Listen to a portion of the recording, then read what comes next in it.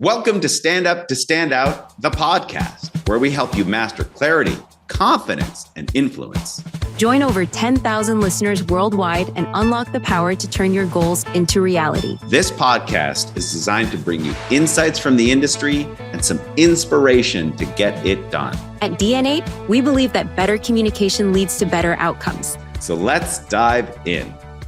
I am delighted to welcome a friend of mine, and just she'll be a hero to you all by the end of this. So is a hero to me, and I look up to you. Liz Brown. So she's a professor of law and taxation at Bentley University. I'm going to read this to get it right, Liz. She has a very distinguished legal and academic career, has a BA magna cum laude from Harvard, a JD cum laude from Harvard Law School, a recognized leader in corporate law, known for her expertise in emerging tech, data privacy, and ethical conflict resolution. She is a tenured faculty and I believe head of the department. Is that correct, Liz? I am not the head of the department. I'm not the chair of the department, but I am a full professor, which means they double can't fire me unless I do something very, very wrong. All right. Well, and has a really interesting career because in the first part of her career, representing Fortune 100 companies for many years before becoming a professor. So let's get into it, Liz Brown. I want to start in the beginning. So obviously, I know you're extremely driven and have high standards for yourself. Where did this start? Do you feel that that was just who you were? Was this a part of the environment in which you were raised? Where does your drive and commitment to high standards come from, Liz?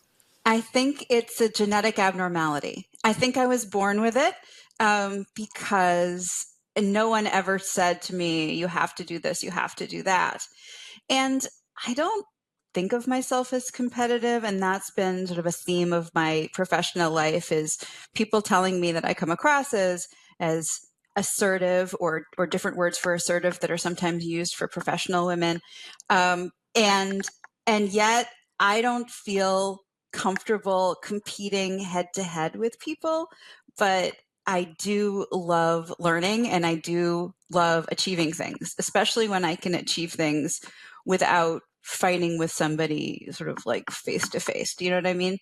So I think that came from growing up with parents who loved learning also. Neither of my parents was especially prominent professionally. I grew up in a very working class home in Malden, Massachusetts, and yet I spent all my free time in the library. And when I was in school, I liked learning for the sake of learning. And that's something I still really enjoy. So it sounds to me like you weren't always comfortable with conflict or asserting your position, but you also spent many years in litigation. So tie those together for me. Was this just a natural offshoot of coming out of law school, or how did that come into existence? It's a great question. I didn't realize before I went to law school how competitive law school itself was going to be, and then how combative litigation was going to be. Because when you study law as an abstract concept, or you study law in law school, you're talking about cases, and you succeed in law school by having better arguments, better theories, figuring out why one side won rather than the other through studying what's already been done. And that's a very different set of skills and a very different personal experience from being in court and actually arguing against the other side. And at first, when I became a lawyer and I became a litigator, arguing against the other side in court was novel and exciting. But what I really felt like I was doing was persuading a judge on behalf of my client that I had the stronger arguments, that logically, mine was the better choice. And as time went on in my litigation career, and I realized that more and more what I was doing was not arguing to a judge, but fighting with the other side, I felt two things. First, I felt like this wasn't a good personal fit for me because I really don't enjoy fighting with people. You'd think I would have seen that earlier about litigation, but what can I tell you? And the other thing was that I really liked collaborating, and I liked building things, and I liked coming to joint conclusions with people and figuring out how can we solve this problem together. Mm. And that kind of collaborative problem solving is not a good fit with the litigation system, which is Mm. A versus B. So I would find myself, as I became a more senior lawyer, talking to the other side and thinking, look, we have some common ground. I'm sure we can work this out. But that didn't square well with the paradigm of this law firm has hired you to fight, not to build, but to fight. And that's, I think, when I realized I really shouldn't be in litigation anymore. That's really interesting. I'm processing all the themes in there. One is, mastering the art of, persuasive logic, being the more articulate argument maker. Two, realizing that it's not a fair fight, right? That you're actually probably being hired to engage in battle and less to make that persuasive argument. And that didn't sit well with you. And that that cohesive problem solving, that was more in your, I don't know, wheelhouse, but that was more appealing to you. So, and that sort of emerged over time, I guess. Yeah, I really wanted to do, as simplistic as it sounds, I really wanted to do good things in the world. I wanted to promote justice. I wanted to advocate for people who didn't have a voice. And as a corporate litigator, it's hard to retain a sense, or at least it was for me, that I was promoting justice in the world, that I was advocating for an underdog. When your client is a multi-billion-dollar pharmaceutical company, it's hard to feel like you are achieving justice every day or doing something good with your life. And when I was in my 20s, I felt like, okay, if I write a snarky, clever letter to opposing counsel, that's a good use of my skills because look, I'm so good at being snarky. And then in my 30s, I thought, what am I doing with my time? This is silly. This isn't me. This isn't a good fit for me personally. So self-knowledge was detrimental to my future career as a litigator. So, but you have this rigorous legal training. What do you feel like when you look back on not just law school, but your legal career? What were some of the skills that you felt that you were able to refine or even master that serve you well in your role as a professor? I learned how to work hard and efficiently. I learned how to talk effectively with people who don't share my knowledge of the law. And in fact, that's one of the things I like the most about the kind of law I teach is that I teach law in a business school. So I teach law to future managers and people who are probably not going to go to law school, but are going to use law as a strategic advantage in their career, in their business career. And that's something I started doing with my clients when I was a lawyer, advising people who were in-house at very big companies about how the law works, but sort of simplifying it for them. Well, not simplifying it, but translating it into language they could use. And that's something I do for my students as well.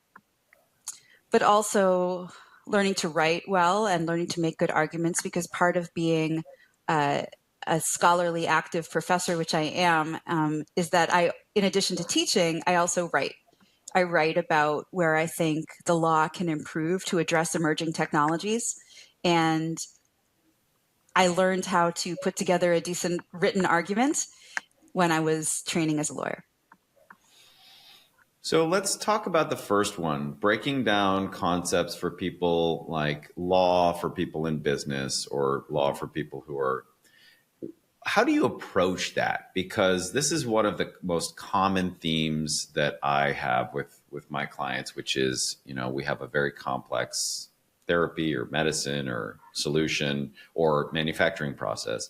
How do I explain this to Department X that doesn't have that? And you have this curse of knowledge. So what is your approach to that, or how has that evolved over time?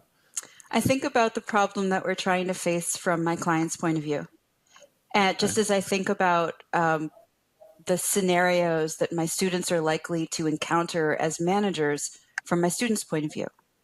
And I try to think down the road from the scenario that they're in. So for example, let's say that I'm trying to explain employment discrimination law to somebody. I could go on about the details of Title VII and the Civil Rights Act, but they don't really care about that. They want to know, what are they allowed to ask people in an interview and why? And so I try to explain, okay, when you're faced with a situation in which you're either hiring somebody or you're just working with somebody, here are some common scenarios that might come up. And I try to talk through what the right thing to do is without getting too much in the weeds of legalese. I try to use as little Latin as possible. And I frame it in the context of, okay, you could do it this way, route A, which leads to this consequence 6 months down the road or 3 years down the road. Or you could choose option B, which leads to this consequence 6 months or a year down the road. Because here's how the law is going to kick in response to whichever option you choose, A or B. So that's how I try to frame it, is in very concrete terms. I try to speak their language rather than mine, and just help them understand how the system behind the veil of the statutes and the regulations and the case law affects what they do every day, to give them good advice when they're my clients, but also to give them sort of a strategic advantage, a competitive edge when they're in the business world.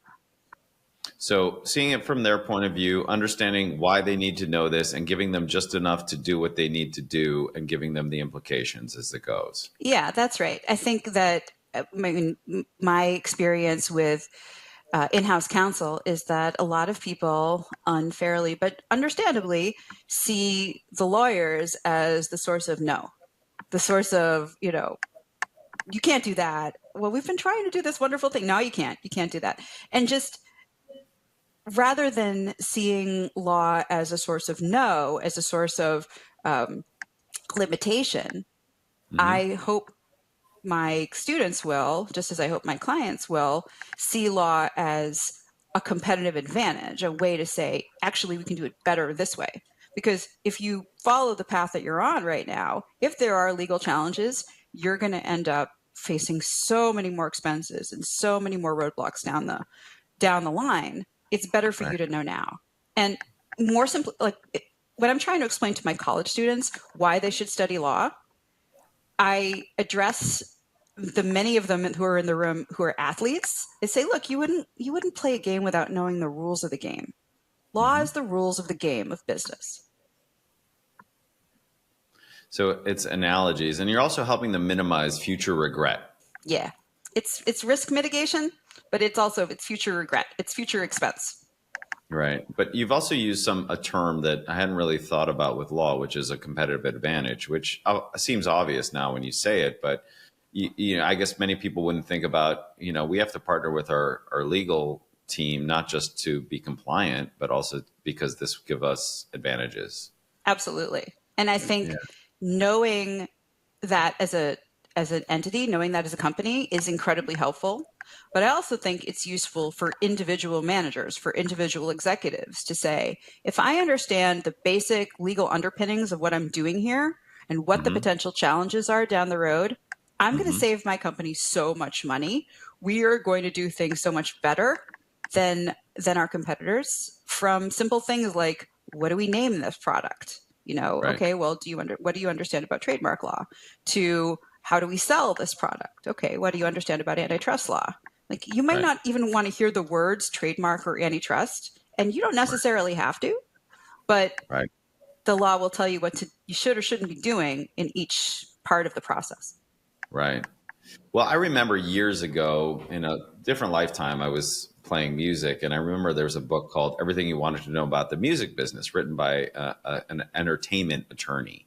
And it was just this seminal work that you felt like you were seeing an invisible world of codes that exist that you can either, know about and make smarter choices, or not know about and probably pay the penalty 10x, 100x. That's exactly it. Yes, absolutely. Yeah. So you're giving them this playbook as a strategic advantage. So I want to pivot back to Liz and your journey here. So you're this corporate attorney and you're living, I believe, in San Francisco. And obviously, you have an affinity for writing, and you're doing that in the legal world. At what point did that turn into you writing for yourself in this journey that left law and got into a different part of your life? I ran smack into the wall first. I did not plan this well, I have to tell you. I had been growing more and more dissatisfied with my legal career as I got more senior. I had the privilege of working with brilliant people, with wonderful people who seemed really happy with their job much of the time. Hmm. And I was faking it. I was going to work with a terrible feeling in the pit of my stomach. And I had no idea how to get out of that because to Hmm. the outside world, I looked successful. I was at the end a partner in a law firm. I had been practicing law in London, in San Francisco for 10 years, then in Boston. And it did not seem like there was an exit ramp. It just seemed like I had to keep going or other people would think I was a failure.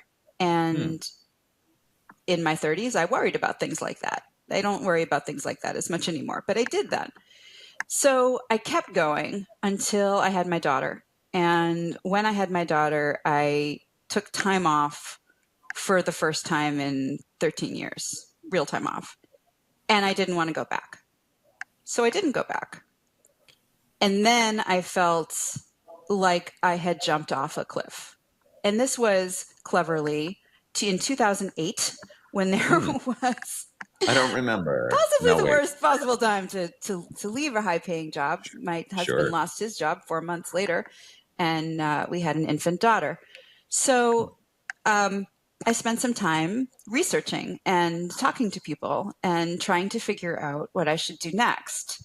That eventually led to my first book, which is Life After Law: Finding Work You Love with the JD You Have, which came out of interviewing dozens and dozens of former lawyers and trying to find patterns in their exit strategies.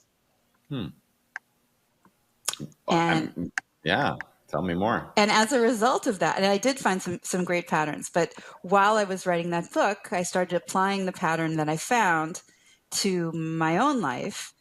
Hmm. And that's how I came to learn about teaching law outside of law schools.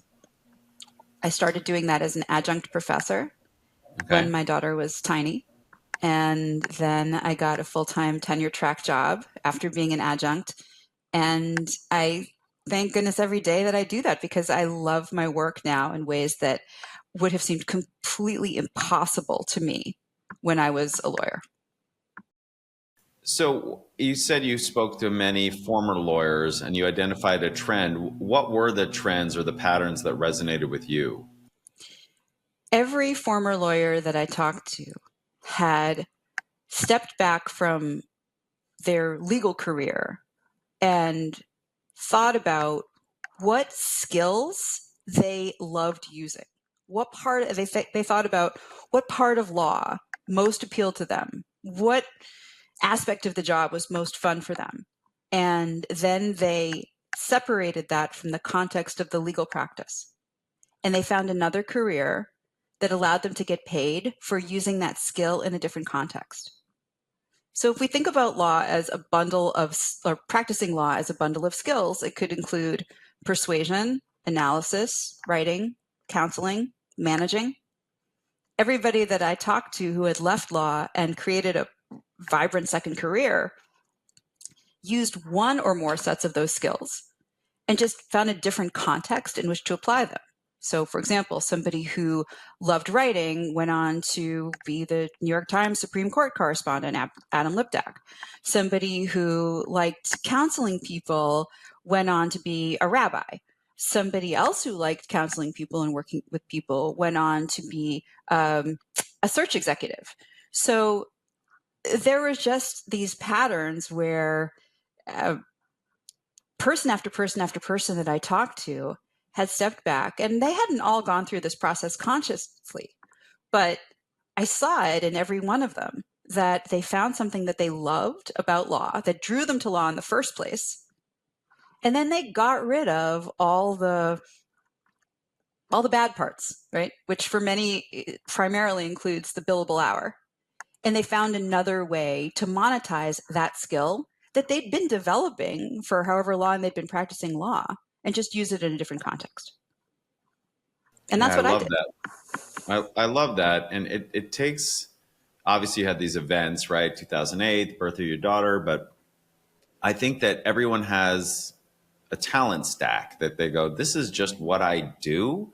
And, I think at heart, I feel like I'm a teacher at heart because I'm really a student at heart. I want to spend the rest of my life learning, but also teaching is a way for me to learn even more because you have to really embrace it. So I feel like that exercise, while it was sort of foisted upon you, I mean, it's look at the richness it's revealed in this phase of your life and career. And it seems like it's very fulfilling. I'm sure it's not perfect, but I want to dive into that, your career now Yeah, and get into it. it is really fulfilling. And one thing I will say about that talent stack, I couldn't agree with you more.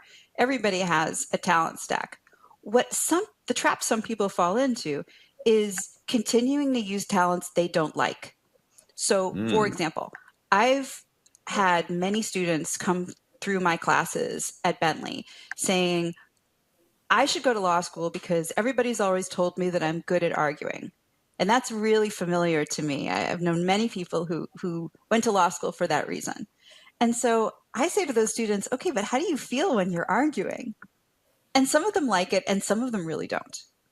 And right. so I think it's possible, I think it's common to have Yeah. talents you don't enjoy using. And it's Right. very important, I think, to set those aside. Yeah. Well, I think happiness is found when you're playing the infinite game for you, right? What is that game that you play, whether you're working or not? It's what your brain is doing always, no matter what. Yeah, where you get a sense of like time stopping, and you just could be doing it forever because it's just so intrinsically enjoyable to you.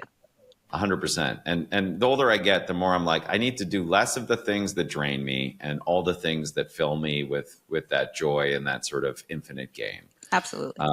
So I want to talk about, you've been at Bentley for a while, but you've been teaching. So, teaching and law, they seem to have some similarities, and you pulled those out when you were going through this life after law period. Talk to me about what you love about being in the classroom and being in the lecture hall and being with students. And then let's talk about some of the focus areas for, what you're doing with them in law. I am very fortunate in my students at Bentley. I just love them. I have so many bright, interesting young people who I get to meet near the beginning of their college career. Yeah. And often I get to see them throughout their college career because we run into each other on campus, or I've had them in a first year class, and then I see them again, when they're in upper level electives that I teach, or I hear from them after they've left Bentley, whether they've gone on to law school despite my trying to talk them out of it, or whether they've gone on and done something else. I just love forming those relationships with them. Hmm. And I have more authentic relationships with younger people than I generally had in law firms, I would say Hmm. on average. Um, I think that's because I bring more authenticity to the classroom than I did to my legal career. And I get the opportunity to advise and mentor and support and learn from a really wide range of people, which is so energizing to me. Let's get into authenticity because I would love to hear what you think authenticity means. And clearly, I don't think it's an on or an off switch. We're being authentic or not, but it's probably degrees. But you were saying earlier in our discussion, before I think I hit record, that you didn't feel like you could be your authentic self in law. And now, of course, that's different. So, talk to me about how that was earlier in your career and how that shows up now at Bentley, and then what you do to make sure that you're bringing the appropriate level of authenticity that feels true to you. Yeah. When I was practicing law, and Hmm. starting from when I was in law school, I graduated from law school in the mid 90s and spent, the next decade and a half in very large law firms. as usually the only woman or one of a few women on my litigation team. So I would have a group of lawyers that I was working with. Most of the senior partners were men. Most of the people around me were men. The associates that I was working for were sort of jockeying for position and competing for advantage. And I've never liked competing with people closely like that. So I felt like I had to have a little bit of armor, and I couldn't talk about what was really going on in my life. I wouldn't want to reveal any weakness because that would lessen the competitive advantage that I had with regard to them. And since I was already feeling uncomfortable in those competitive male dominated environments, I didn't want to concede anything. So that was very uncomfortable. So I felt like I couldn't talk about my family, for example, my parents who were on the other side of the country, or the things that I did on the weekend, because I might be perceived as weak. I didn't get married until my late 30s, which was well into my legal career. And I didn't feel like I could talk about dating because if I broke up with somebody, I'd be seen as weak. And so in that environment, I didn't feel like there was much that I wanted to reveal about myself. It was always put on the suit, put on the attitude, fight on behalf of my client. And that was my working day and night, of course. So I didn't realize that there was an alternative to that. That was what I thought work was, because that was really my first career. That was my major career. And I didn't grow up with parents who had fulfilling professional lives. So I just thought that was the way it was. And it was a great joy to me to realize toward the end of my legal career, I started opening up more about what was going on with me personally. I think when I was promoted to partner, I started feeling safe enough to do that. Then I've got some blowback for that. That's another story. But when I started teaching, I felt like I could be honest. I was starting out as an adjunct professor and then as a junior professor. I was kind of starting over again in a second career in my late 30s and early 40s. And I had a lot to learn. I didn't have to put up the same kind of walls, I thought. I had to be just slightly more confident and act slightly more knowledgeable than a bunch of 18-year-olds. And that wasn't that hard. So, but talk to me about, that early phase of your career, because I do see that with people who want to feel like they fit in, that they're worthy, that they're competent, all the things. And I think that when I look back at who you were, and a lot of people tend to sort of adopt this persona or act the way they think they're supposed to, and it's inauthentic. If you could go back and give advice to that younger Liz, or even to people who are entering the workforce now, what would you tell them to do with this concept of authenticity? I would think of it less as a concept and more as just another form of honesty, another form of knowing yourself. I think all career happiness comes from knowing yourself, which leads to figuring out the career that you want and the position that you want, and strategizing in a way that you can feel good about every day. So that sense of flow, that sense of the infinite game, that comes from really being true to your own values, your own interests. And I think for a lot of young people, especially, that's hard to figure out. What are my values? What are my interests? They're still thinking about it. And that's good, right? They should be thinking about it, but they shouldn't be suppressing it. So I think it's okay to keep figuring out what you want and what you think and who you are always, but not to be hiding that or suppressing it or sitting too long in a position that is contrary to your values.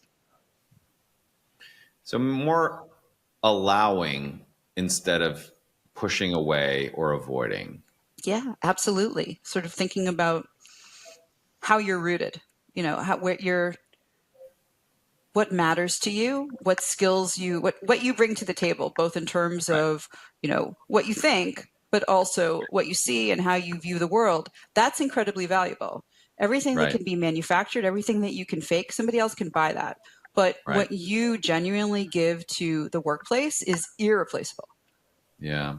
Well, and it's something that I can feel. I can feel the sense of fulfillment that you have in your role. It just is apparent to me. And, I haven't spoken to you in many years, and it doesn't matter. I can just, it's emanating from your persona that this is a place you want to be And I and you're in.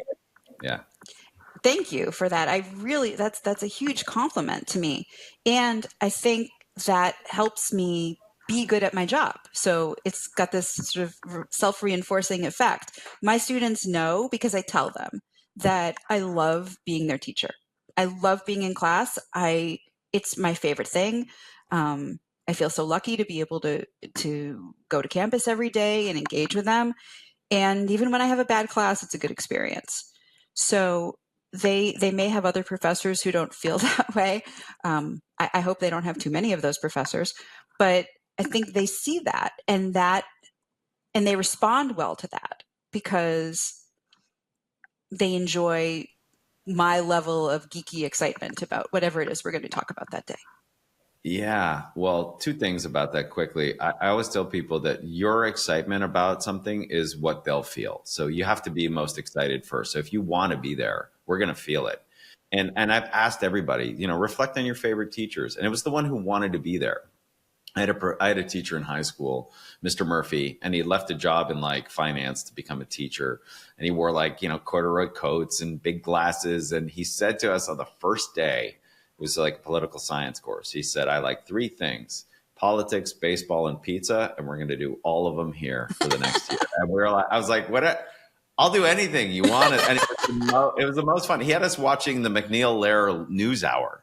And I was like, 16, 17 and watching. I was like, all right, got to watch this. Mr. Murphy told us to do it. So you feel that.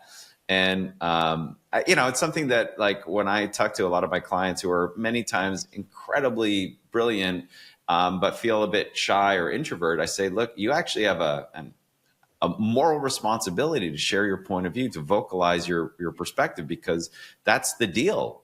You're playing in a game that requires your input, and we just have to make sure you can articulate that in a way that's true to you. So Yeah, and I think one of the things that was hard about that for me in law firms, looking yeah. back, was that I didn't really feel good about asserting boundaries. I didn't really feel like I had any power to tell people when I felt they were being inappropriate or when they were doing things that I felt was unproductive, or I just didn't have the conversational skills that I've developed a few more of in my second career.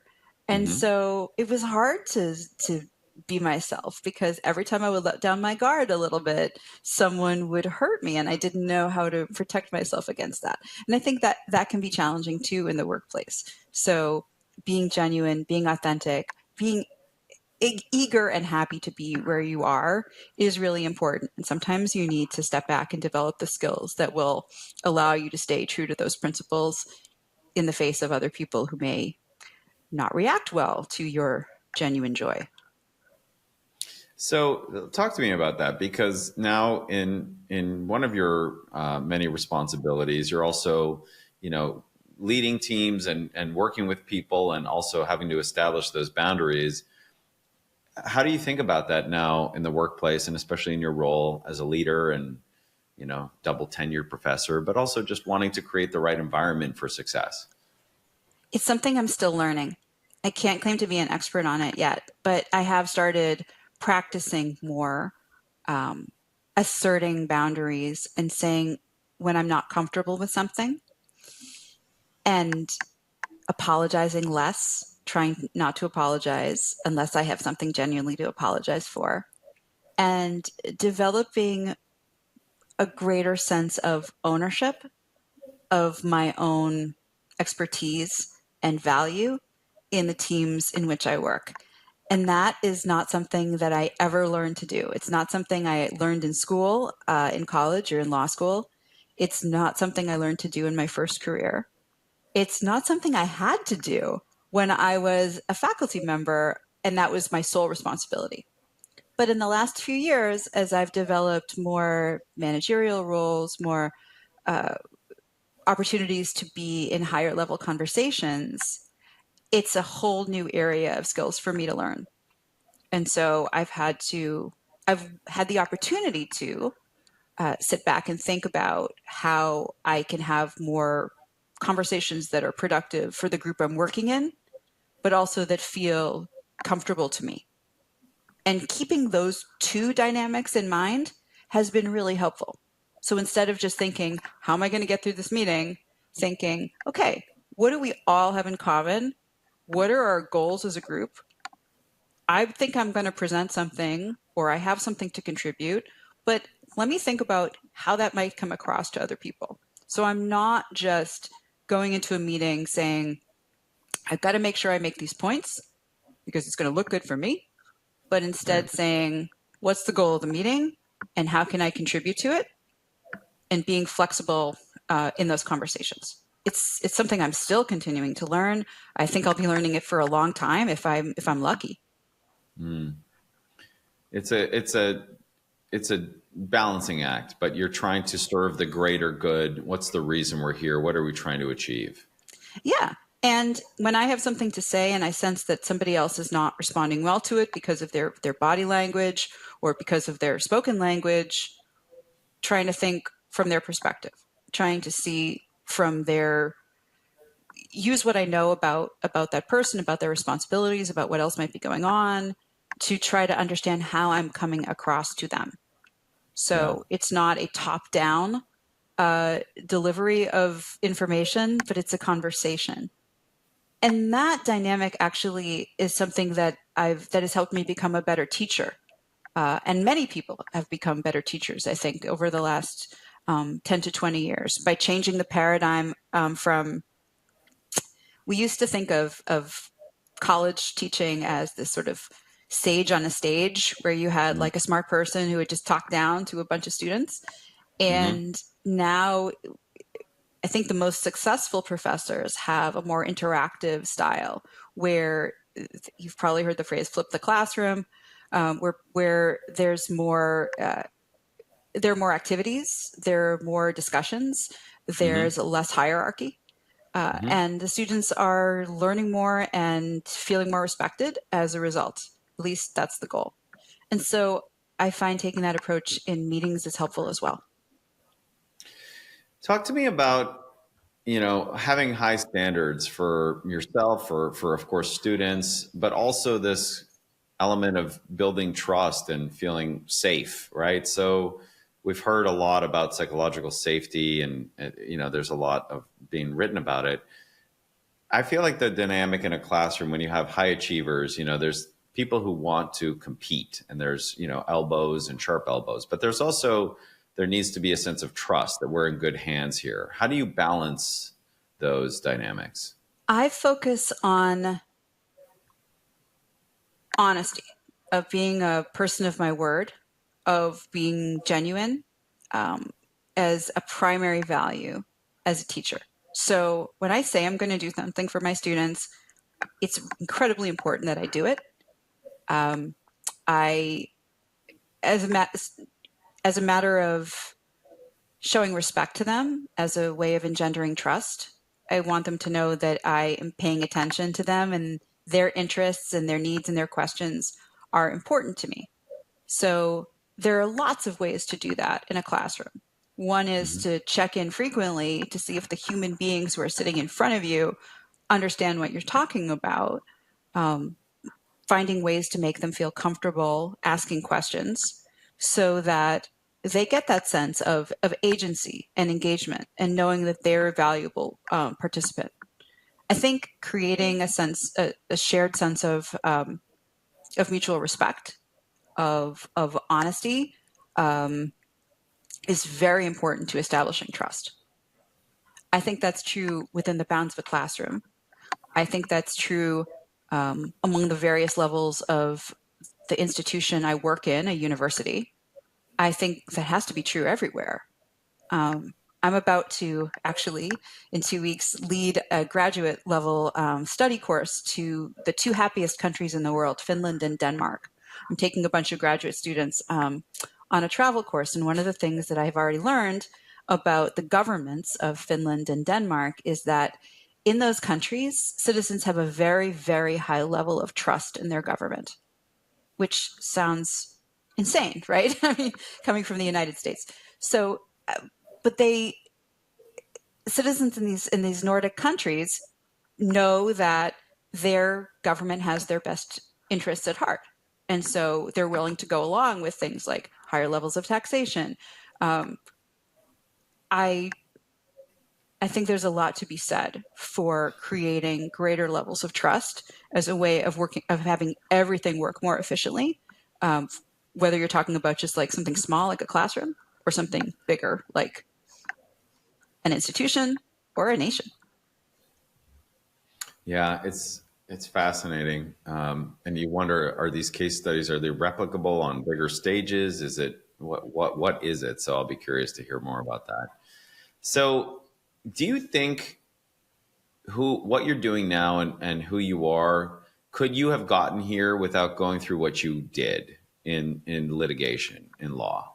I ask myself that all the time.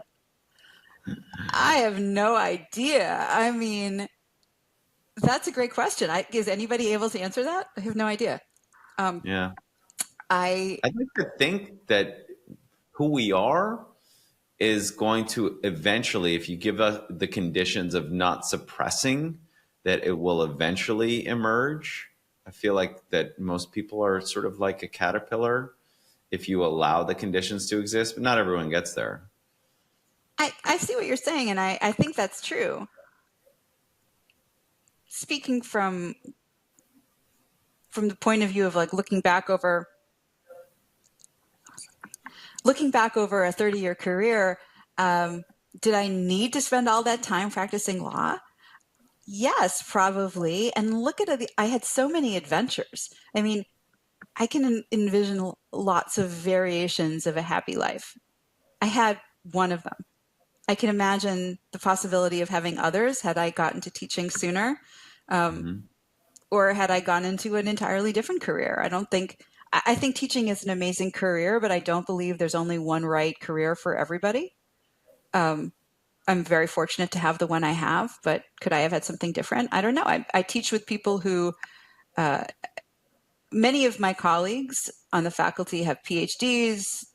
We have a lot of people who have MBAs. Would I have been interested in and fulfilled getting an MBA instead of a JD? Maybe. I have no idea.